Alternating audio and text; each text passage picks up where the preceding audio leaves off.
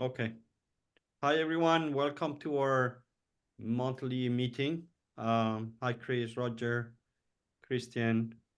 I think we had a small challenging, or the person who sends the reminder is on holiday. So I think that's why we have less people today, but that that is not an issue. I think we had small meetings where were quite interesting. So I look forward to the discussion.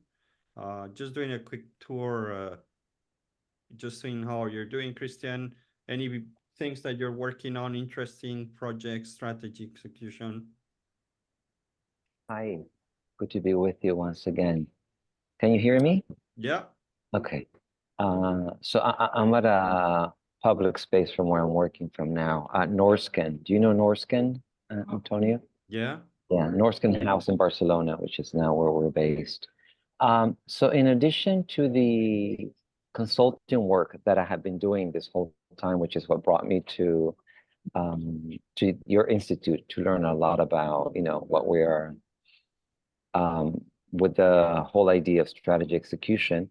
I am now part of a project that is focused on the impact sector, which is a very different kind of space. So I'm actually COO of a new company called For Impact Agency. And so what we're aiming to do is to work with those organizations, ideally scale-ups who will receive a lot of money to Mm-hmm. ensure that whatever investment is being made is actually being put to the best use. So we're beginning to work from two different areas. One of them is more people-centric to really help them with the human dynamics. As we know, if they fail to do that appropriately, they could come up with the best strategy in the world and not go anywhere. And there's a lot of money on the line and a lot of jobs on the line. And then also Mm-hmm. helping them with more of the hard things, which is the strategy, execution, more than design, their processes and how are they structured. So this will be an interesting space to be in because up until now, most companies that I have worked with or most projects have been along more traditional lines. This is focusing on first of all, in the impact sector, whose objective is to have a positive impact on the planet, society, et cetera, et Mm-hmm. cetera. Plus also they tend to have a more scale-up mindset still, even though Yeah. they're, scaling up. I'm sorry, startup mindset, even though they're scaling up. So it will be interesting to put everything that I've been learning into use in this new context. So I'll keep you appraised as to how things evolve. Very interesting. Thank you for sharing, Chris. And Chris, what are you busy with? Few things. Still with your project canvas to some degree. Catching that up, I think, with some developments in underlying technology, etc. But working on partly on solar power projects from I guess, a more development renewable energy point of view. And then working on things like governance and road mapping and strategy, particularly around digital and visual road mapping, etc., decision making. So right now, Very we're interesting. putting together a series of webinars or workshops around purpose-driven organizations, from strategy and strategization through projects, governance, performance Mm. measure. So just trying to put the whole story together right now in a cohesive way, in a visual way. Very interesting. Thank you, Chris. And on my end, what I've been doing is so I will share with you. It's the first time nobody has seen this research on hybrid, more project management hybrid. But I want to have a discussion. What's the impact on hybrid strategy implementation methods? It's something that I'm curious, but I don't know much. But I'll share and I'll put in the chat the file so you can have it for you. And the other big thing is my next book with HBR it's a bit of what you're talking, Chris, is how, or I think Christian Roger is, how do you build more project-driven organizations, or I call it project-driven. We could call them strategy implementation. The whole point of the book with HBR is I wrote one a few years ago, which was saying, well, you are all project managers, but you don't know it. Most of you don't know it, but your work. This one is all the organizations are moving to project-based transformation focus, but leaders don't know it. Yeah, so I'm moving up from project managers to leaders and organizations. And with the help of HBR, I hope we're launching a global research with their database of senior leaders. And hopefully we get some insights. I think we talked that last time of what will make this difference, but how do you kill projects? How do you make flat organizations? How do you reward people uh, on a project by project basis, not the general business of, success or so there's very interesting topics that I'm trying to address with this. I think this is really the future. So it keeps me a bit busy. It's an interesting world. A lot of attention now for this strategy implementation project driven.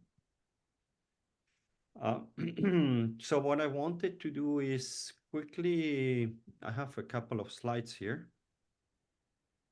Let me just share. Is the standard presentation, but what I will spend a bit of time is more on the I think the discussion. So we're working, Robin and I, to bring this. Mostly it's the Cyborg, the new version. It's almost final. I think it will be presented in September, and you will all get a copy. So it's been upgraded with AI, with diversity, with sustainability. It looks quite good. Every time I review this book, I think it's extremely valuable. It's not just about the content, but also the references there.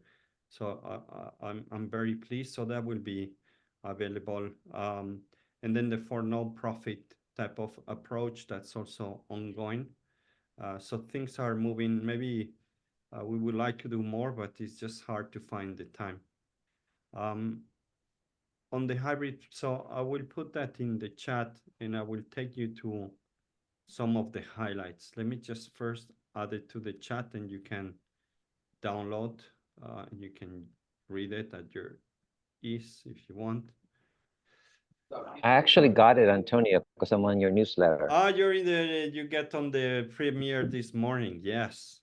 And you contributed. Yes, so the people who have contributed got it this morning. And should be coming. Why is that coming up here? Yeah, now it's in the chat, so you can download. And let me share a bit of the findings. I think there's no surprise to me. Well, surprise, yes. The biggest surprise is that people are using hybrid methods for years. But who can define what hybrid methods are? And does it mean that you do whatever you want whenever you want? Or is there still some structure around it or not? And that's the thing that I'm trying to find out. So let me just walk you quickly through the highlights, and then I think we can spend the time discussing here. So you have the file now. Let me see if I can bring this. So there were about 1,000 people answering, and 89% say they're using a mix of methodologies, which I don't know if it's surprising or not. When we hear all this battle between agile and waterfall, and it seems like you have to choose, and then suddenly reality says, I think people answering here most likely will come from the project management world. I think that's the people that follow me more. Not the agile space. I don't know if that has an influence, but anyway, but I think people, what's agile? Agile is using, what is hybrid? Is using two or more methodologies. Like Claudette, nice to see you. Welcome. We're talking about the research that I just shared. So what I think there needs to be a bit more details on the definitions or not. I don't know, maybe not. It's adopted everywhere. There's a lot on technology, on consulting, a lot healthcare. There's a bit more details on the industry, but it's not like it's just for tech. No, it's widespread. So it's interesting. Half of the people who are using, they see that they see improvements, which is basically what we want, is that we deliver projects more successful. There's a bit more granularity on what type of improvements, if it's faster delivery, time to market, and so on. I'm not going to go through all the slides here. I just want to have the discussion. One of the drivers is the flexibility, why they choose hybrid, and also the resource allocation, which is a big bottleneck. So yeah, we can use different approaches to have a bit, quicker resources moving from one side of the project to another side or to another project, instead of locking them for 9 months or 12 months. That flexibility of using these hybrid methods works. The ones that are combining. So what means hybrid is combining Scrum and waterfall. That's the result here. So do you use change management? Yes. There's a bit of scale. Agile? Yes. So there's a bit of what people are using. Productivity shows insights. Yeah. I don't know what this means. I had the question on training. I don't know if there's training on hybrid or means that they're training on both agile and project management. That's what I think, because I've not seen any trainings on hybrid. I want to develop something. Resistance to change is still a big issue. And the bigger part is difficulties in synchronizing different methodologies. So yeah, how do you mix all these 2-3 things together? AI will help, and then the agility is another of the key findings. So there's a lot on here on this method, and then you can see here the industry and what's the take and the example. So you'll find this in the book with some analysis, some examples. Yeah, so I don't want to go through this. I think what I like to spend the time is more on what do you think? Are you using hybrid, and what do we call hybrid? And can this be elevated to strategy implementation? Do we basically is what we're doing with the strategy implementation roadmap? It's a mix. Can you be more descriptive of what to use when through a timeline, or you just leave it like a jazz band that everybody plays and hopefully it sounds good? I just don't have that very clear yet. I just think it's a very interesting topic to go a bit deeper in the call today. So anybody wants to start just sharing your thoughts, your experience? Let me start with Chris. You were the last one speaking, so if you have anything to... Well, I think one of the problems I have with this idea of hybrid is that I don't think this is something new. I don't think Agile is a methodology, really, and I don't think waterfall actually exists. So we've always had adaptive project management. And I think what your survey is doing is just taking us back to the realization that we have to apply the appropriate method to each part of a project. And we can use different procedures and different approaches in different stages or parts of the project. So if we're going to build, but to me, all of that is just simply how we always done project management. It was always adaptive. You never followed anything 100% because you had to fit the context of the resource availability or the actual project, stakeholders, or whatever it is. Every project is unique. So for me, it just illustrates that fact that we have always being adaptive in project management, and that things like rolling wave planning, we're kind of ignored in all of this, but we've always done that, right? We've never done anything differently, or not if we were successful with project management. We always had to say, well, we've got to do some things first in order to find out what to do later, and things will change.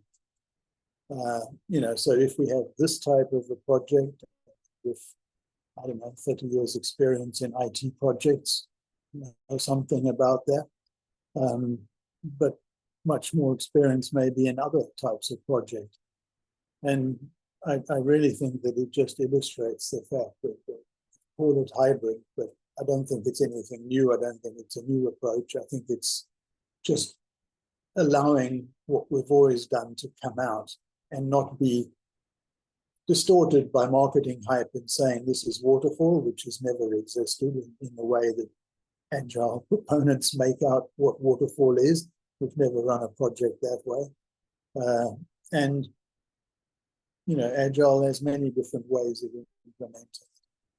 And there are times when that's appropriate. There are times when it's less appropriate.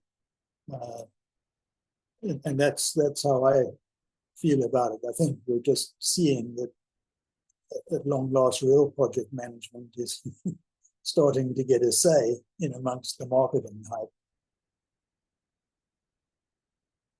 Thank you, Chris. So you're saying it was there, it's been there forever. Yeah, pretty much. Years. And I mean, if we look at, projects I've worked with here that are construction infrastructure projects, but if you're building a smart building, there's a whole set of work within that, which is software developed, right? And it could well be done using an agile approach, but probably not the way some people like to see agile, because if you're doing that, you've got maybe a fixed price contract and you've got a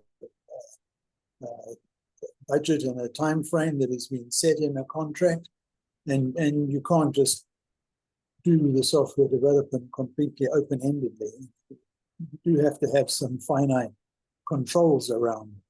So, and to do that, you're going to have to fit it in with how you're doing the rest of the project. Is this the right time to bring the software in? And when do we need to start testing it? And when does that fit in with commissioning, etc.? So, that inherently has to be an adaptive approach or hybrid approach. We have to do those different pieces Okay. in the appropriate way. Thank you, Chris. Let me go. Claudette, good to see you. We're Nice to see talking you also. about these hybrid methods. Do you have any views and experience based on what you saw from Chris? I have very little. This is conceptualizing how to do project management is new. I think it's more intuitive with my social work background of basically, assessing, seeing what the needs are, and then basing the project based on those needs and the skill sets and resources available. So I'm really interested in listening to my colleagues as to their experience. Intuitively, I believe that agility is always necessary, particularly in nonprofit world, because you don't always have the traditional resources that you need. And so you have to be creative and around how to get things done. I don't know how it is in your jurisdictions, but in Bermuda, the nonprofit sector can be given a number of projects because we are more flexible, less bureaucratic than, say, public services in many cases. So intuitively, I think we exercise this without actually having a defined framework. So I'm interested to hear what you have to say, and congratulations on this work, Anthony. Thank you, Claudette. Let me go to Roger. Roger, have you seen anything? What's your take? Are you using hybrid? So, honestly, I'm not that close to projects. You'll know from maybe from our previous conversations that my focus is more on defining strategic governance frameworks and so on. But in what I've observed in the clients that I work with, it very much depends on sectors. You know, as you've said in your report, I've had a quick scan through it. You've identified that certain sectors have a preference towards one more than the other. I see it as a spectrum, really. You know, you've got waterfall one end, agile at the other, and you know, everyone kind of exists somewhere in between. Because it's really interesting that, you know, in terms of the numbers that said that they absolutely are only pure agile or pure waterfall, they're actually very, very small, aren't they? You know, so I think we've worked a lot with technology clients, and they tend to be, yes, where it comes to software development, very agile focused. But then we've worked a lot with utility companies, and they need to, you know, take that step-by-step approach, in which case they'll be more towards waterfall. I think what we try and do, though, is we try, whereas the approach to kind of defining strategic goals and then delivering against them might have been arguably kind of a little bit waterfall in nature in years gone by, we're trying to encourage our clients to become a little bit more agile. Yeah. So they're never going to, you know, you're never going to get to the point of actually running sprints, certainly not at board level. But we definitely do try and instill a degree of test, learn, and adapt. Maybe not at the top level with the top level goals, but certainly at the next level in terms of how you define, you know, how you're going to go about achieving that top level goal. So you've got an idea, a hypothesis. You define an objective and some measures around what success would look like.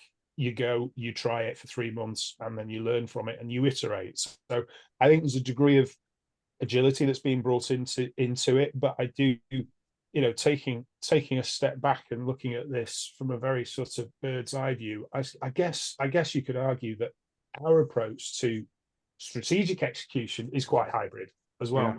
Yeah. I think so. So no, it's an interesting piece of work. You know, thank you, Roger. I think you've made a really useful contribution here.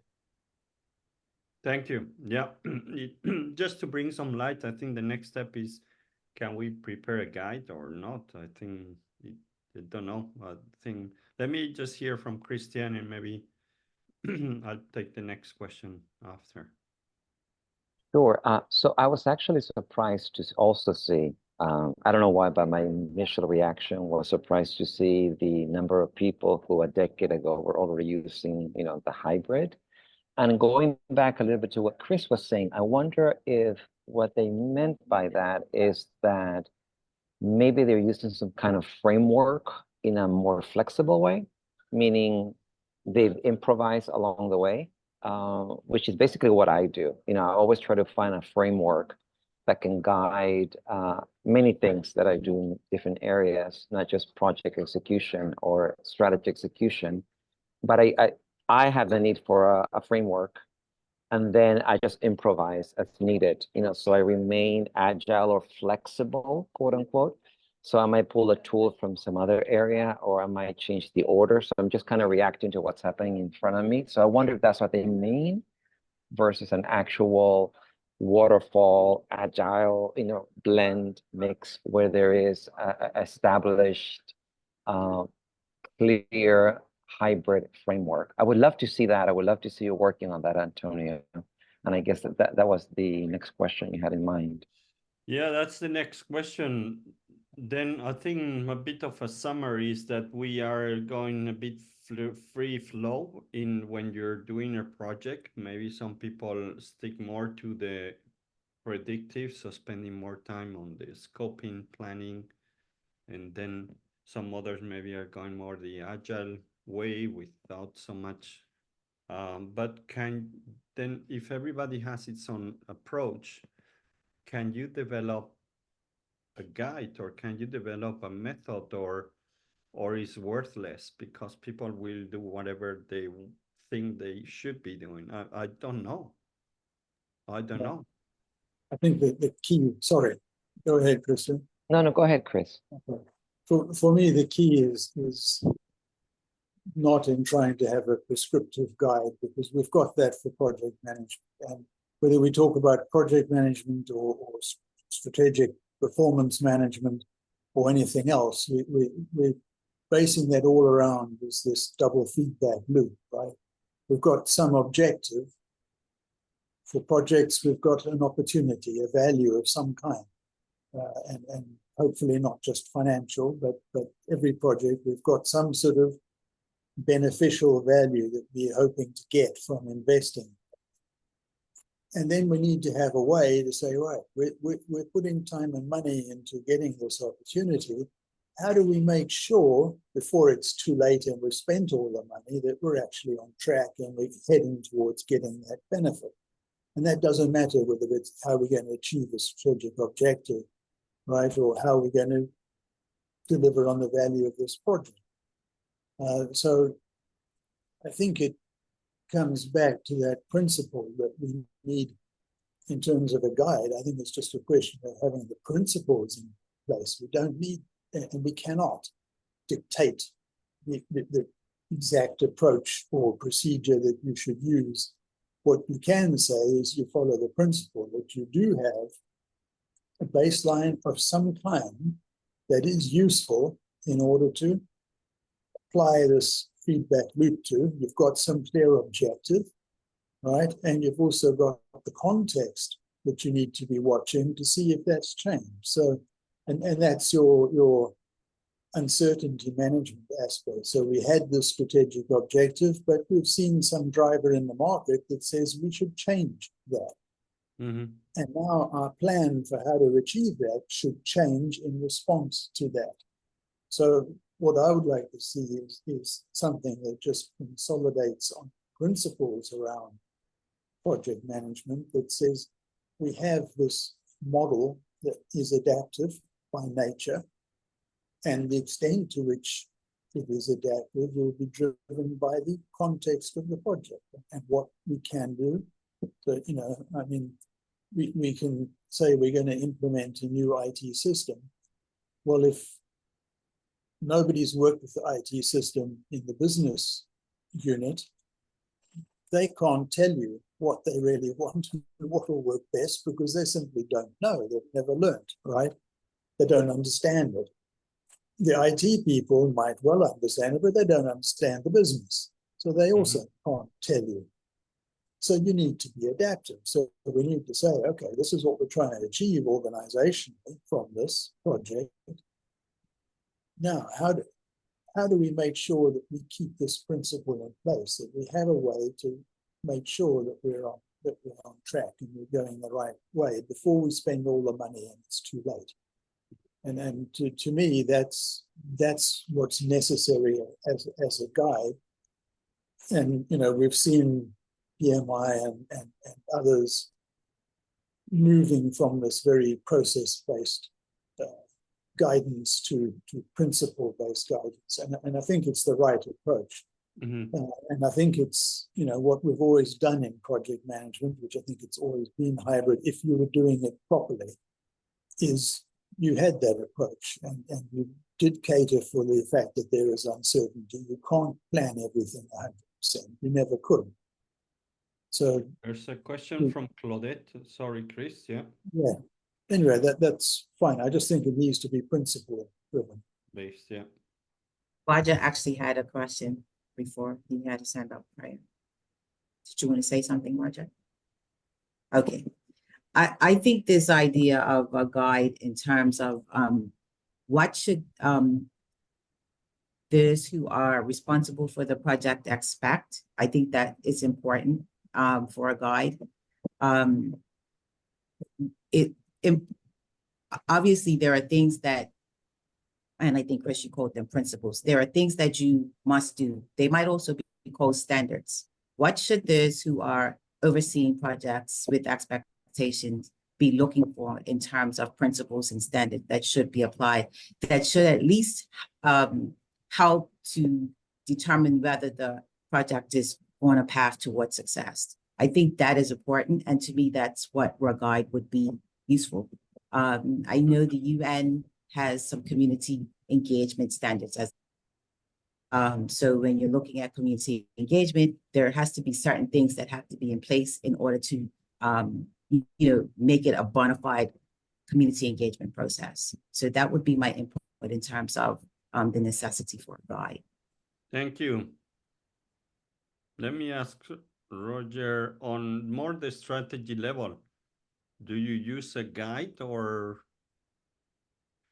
how do you address what you were just talking before, Roger, on the strategy? And so we have a method. Yeah, we have a method that has kind of evolved from the adoption of OKRs, but we've integrated a lot more into it now. We also, and that's built into our training curriculum, because we also, in parallel to helping, consulting with a client, we're usually training up their own internal coaches so that they can then continue the work once we withdraw. So, and I wrote the OKR coaches handbook, which actually probably needs a second edition, I think now. But I published that about 2 years ago. Okay. So available from all good bookstores. But we just try. It's easier said than done when you're working with a large corporate, but we try to keep it as simple as possible. We grew from working with technology businesses, usually software businesses, who are, as Odette was saying, agile, flexible, still often founder-led. And the way that you go about designing a governance structure for them and helping them implement it is very different to how you do it with a corporate. Very different. But there are some common threads. There definitely are common threads, and those common threads are, like I was mentioning before, the Tesla and adapt principle. Mm-hmm. That's really core, and also as well the cross functionality or transversality, as my current client likes to call it, where you actually get functions operating, or people within functions operating outside those functions, in the way that they are developing strategy and then progressing that strategy, delivering against it. Unbelievably, that's actually quite transformational for a lot of organizations. And I'm sorry, you got me on a roll here. I'll just give you one last one. Go ahead. It's very interesting. What's been really interesting with this current client is, given that they are an organization, 15,000 people globally, unsurprisingly, they have very, very well-established strategic planning routines, processes, and also budgetary processes. And it's through those processes that they've done the planning and execution before. The planning process has defined the goals and the priorities, and then they've worked out, have they got the budget for them, and then they work that through the budgetary process, and if that gets signed off, then fine, you've got your budget, go deliver. Mm-hmm. So we found ourselves retrofitting the execution framework onto that, which, yes, all right, it was never part of the brief to re-engineer those processes. But whereas I think probably with every single other client that we've worked with up till now, we help the client adopt a framework which has enabled them to develop strategy, to define what those priorities are, and then to build alignment around those priorities. Actually, this is more about communicating, framing what those priorities are, because the priorities have been chosen by the budgeting process, if I'm honest. So that's been, if I'm honest, that's been quite the learning for me in this one, and a really interesting one. It's not a question of they're doing it right or they're doing it wrong. They're just doing it differently, and that's and I think that's been really interesting to kind of observe and work with. Yeah. Very, very interesting. Thank you for sharing. And I think that budgeting cycle and all that it's so important to align to, as it's a big driver. Yeah. I very interesting discussion. I think lots of ideas come to mind. I just don't know. I think I like the idea, Chris, of having the freedom for choosing based on the context and so on. But also the question is then how do the juniors do that? No, I think we can do it with the experience, but the first 10 years, I think, is more about learning. So what then, how do you build this experience with the younger generations? I don't know. Yeah. Yeah, I think that that's a good point. If I can jump in, Antonio, it's Yes, of interesting course. because in this new project that I'm in, there's a lot of young people. Yeah. So I can do some informal research for you to see how they could see themselves working in terms of a framework. See how they see it, because I've come to realize that they do see things differently. In fact, the CEO of the project that I'm in, he's 28 and has a different way of prioritizing and seeing things quite differently. And organizations that I have worked in, where there are younger people on staff, and I'm talking about 22, 24-year-olds, 26-year-olds, some of whom, are thinking about maybe moving up into management. Some of them are saying, absolutely not. I don't care how much money you pay me. They do see things differently. So to kind of go back to what Chris was saying, I would say that, and also I think Claudette touched upon it, a book that has the principles in it. And I would almost think of the book as, or a guide as being flexible enough, as though if I came to you and I said, listen, Antonio, I have a project and this is happening. What do you think I should do? Because I run upon an issue that is money-based, it's impacted by legislation, it's impacted by lack of skilled people. What advice would you give me? And I think that would allow the reader of a guide to be flexible in their thinking.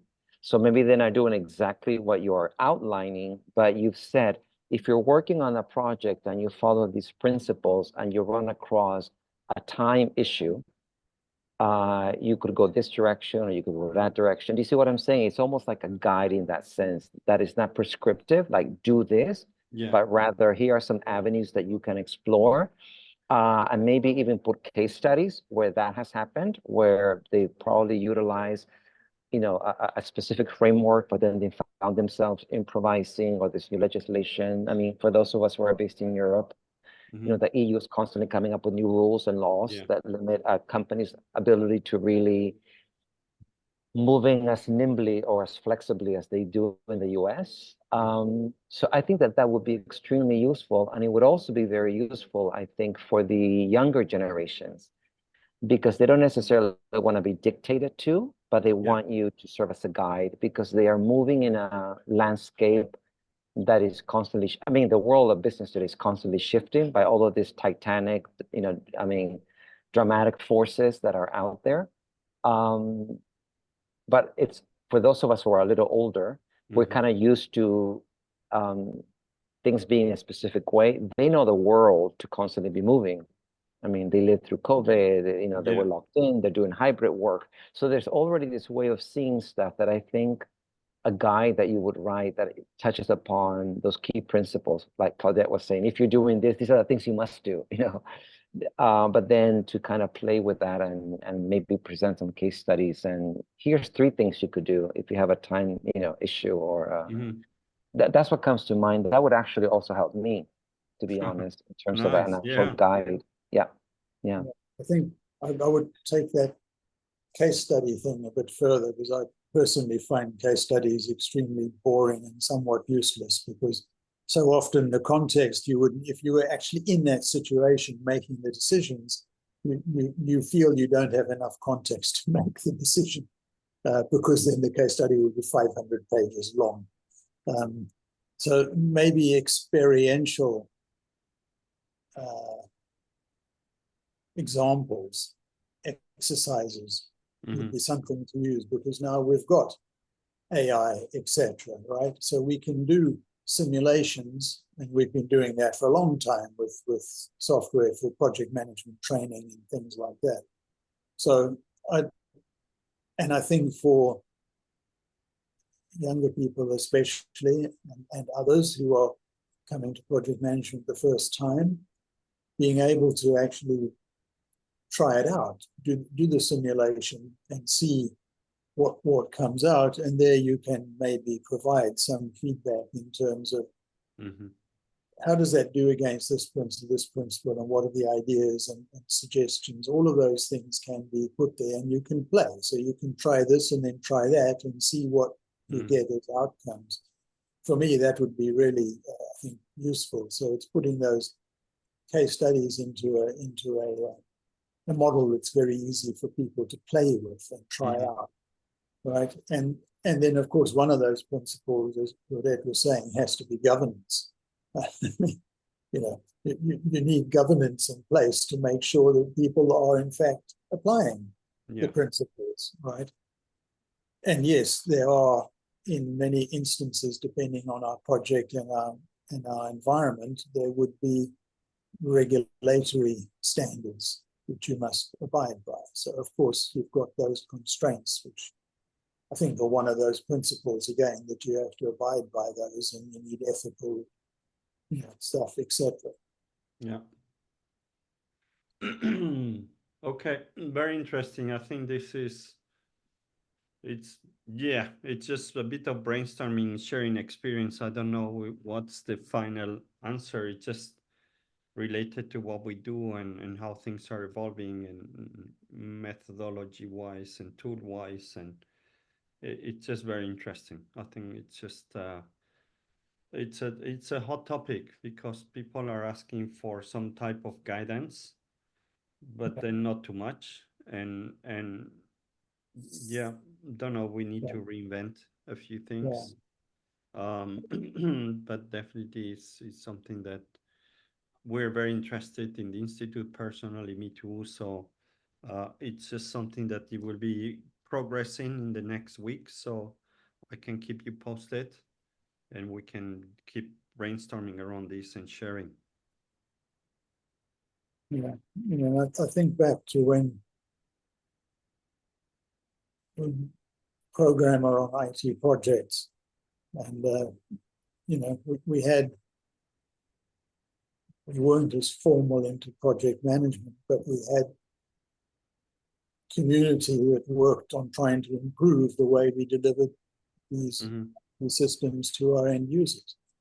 And to do that, we kept up to date with the latest thinking with other people, etc. And then we applied those ideas that we saw, sort of introduction of agile and iteration, and the SDM and all kinds of things that we were working on those. And what really worked for us was being able to try those things out for ourselves in our team on our project with our stakeholders, what worked and what didn't. And that would not be the same necessarily for another team with a different set of stakeholders.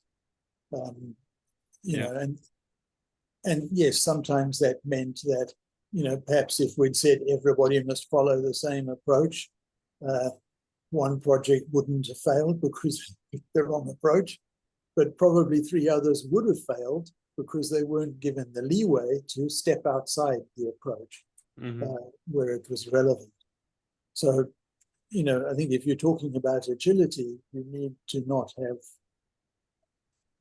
rigidly saying you must follow this approach or this methodology. Yeah. You know, you want those principles and you want governance, of course, critical project management, strategic things. You need governance to say, are we actually making decisions the right way with the right information? Very good. I think we could spend a few hours talking about this, but Probably. I just found it interesting, just both on sharing the research, but also how to bring this to a strategy implementation level. Yeah. That helps us and our organizations to to move forward. But is there any last points you want to share or ask, or let me just talk to Claudette first. Anything you want to share? Yeah.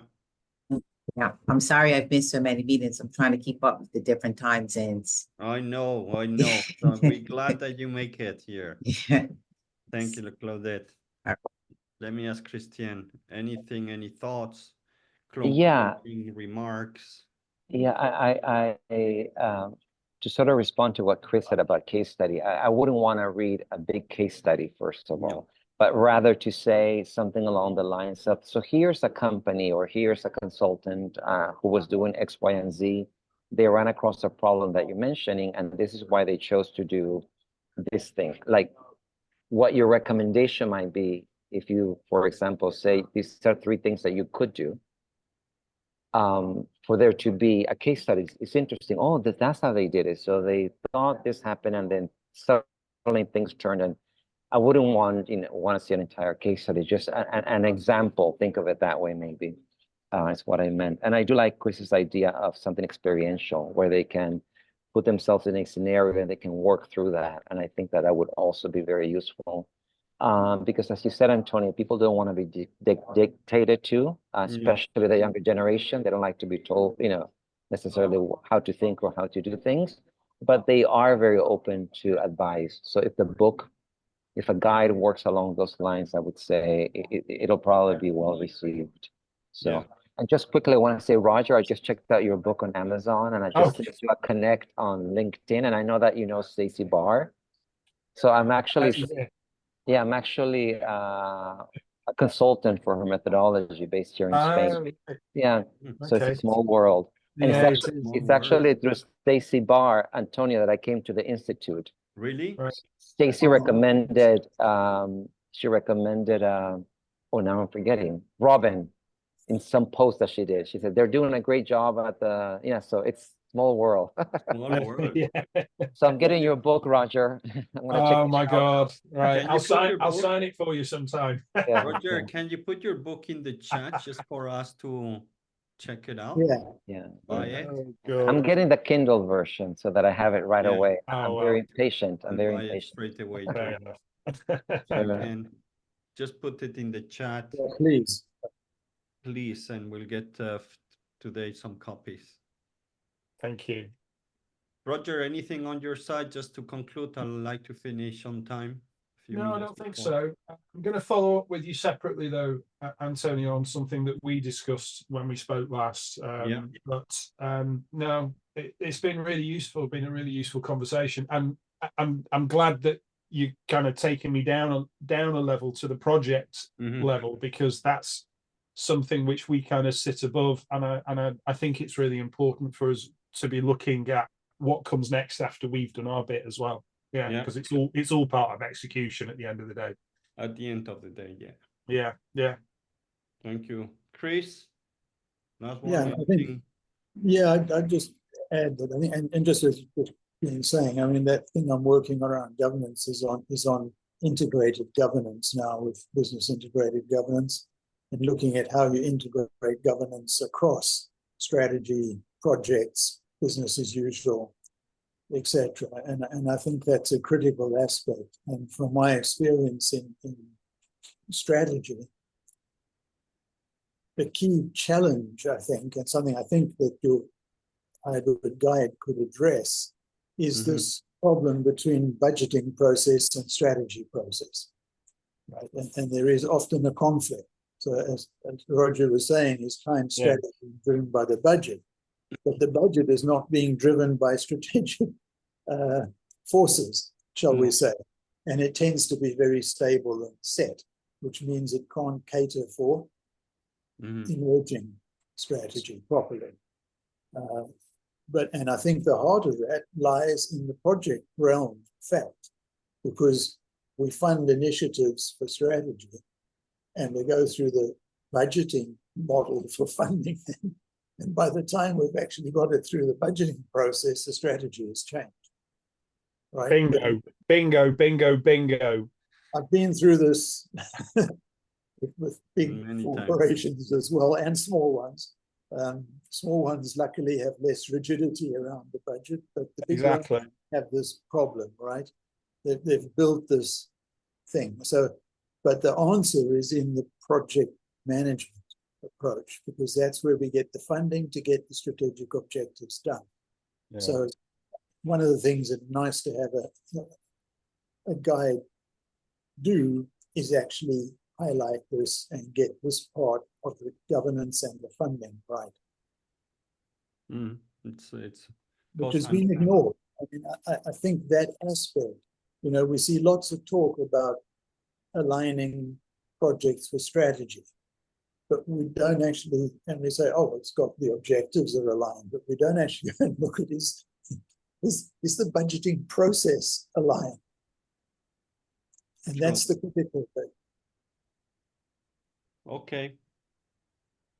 Thank you. I found that sometimes small groups are more insightful. So I think I enjoy the conversation and taking 1 hour off my daily routine. So thank you for being there and for joining and for sharing. And please, Roger, send your link to the book. And yeah, we're hope you found the session interesting. Next time will be Robin in July. We'll make sure there's a few more reminders, but thank you. It was good to see you all and wish you